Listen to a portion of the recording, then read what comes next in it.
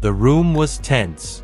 Cameras rolled, flashes popped, and even before a single word was spoken, everyone knew this wasn't going to be a routine hearing.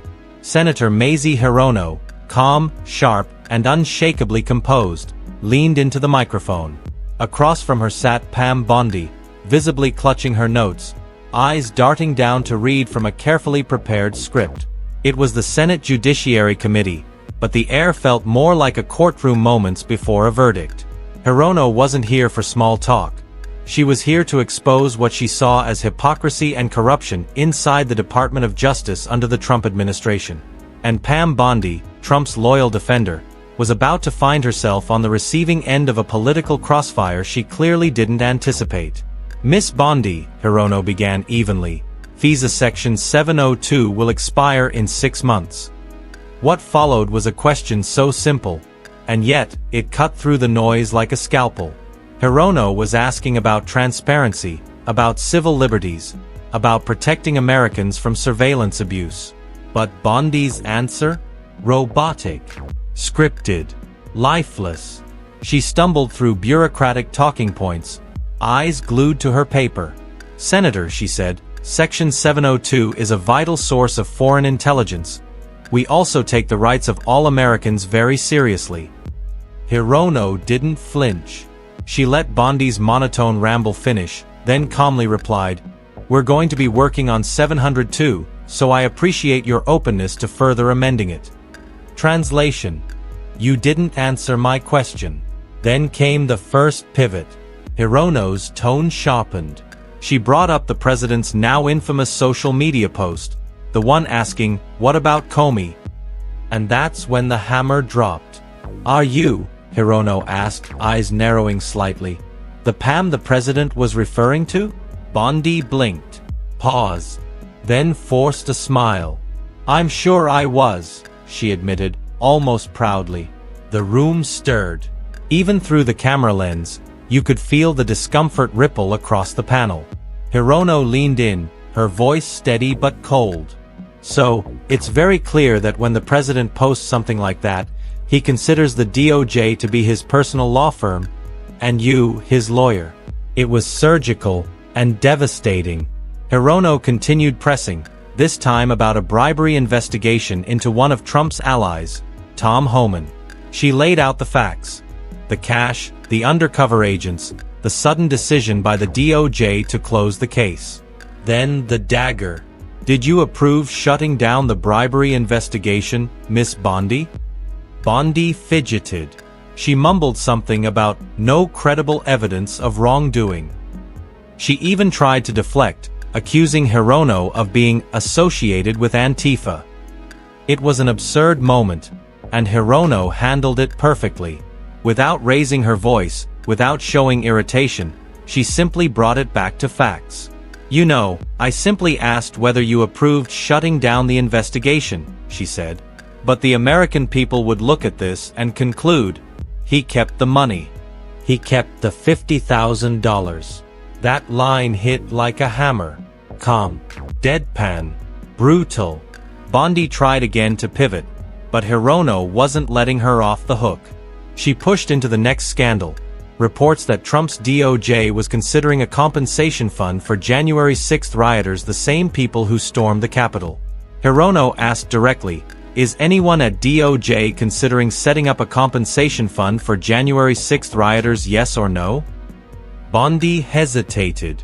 "Senator, I have had no meetings or discussions about a fund." "Would you support such a fund?" Hirono pressed. Bondi stammered again. "You can send me the information, and I'll look at it."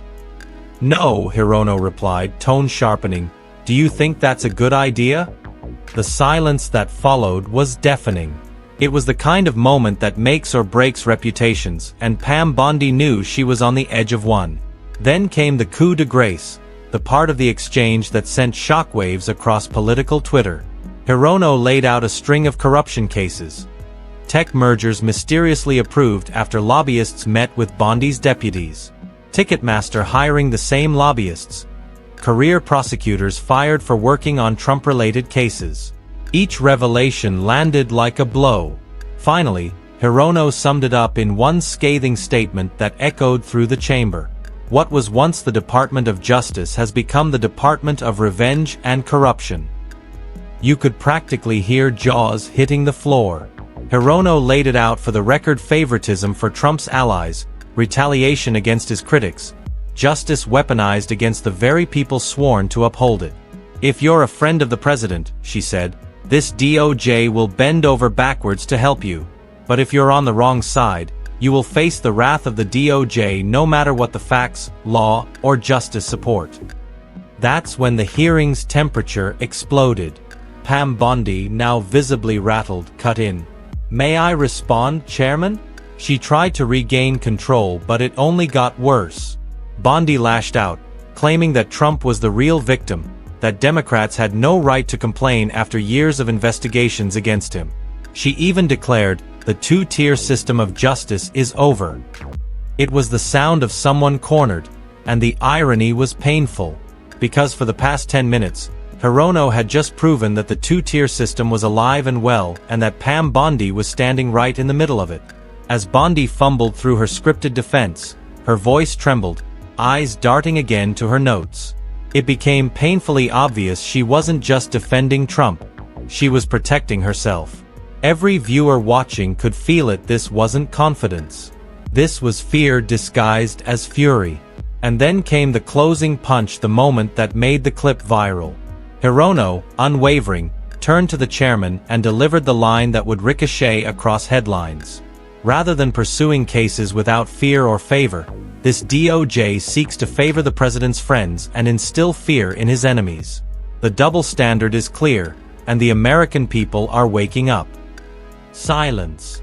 Then, murmurs. A few staffers glanced around awkwardly. Cameras zoomed in. Pam Bondi's face said it all. She'd lost the exchange completely. That single moment, a calm, seasoned senator dismantling the bluster of a loyal Trump defender, became political theater at its finest.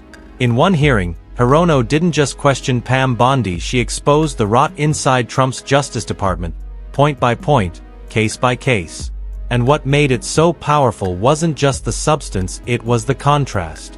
On one side, a 77-year-old Hawaiian senator who barely raised her voice.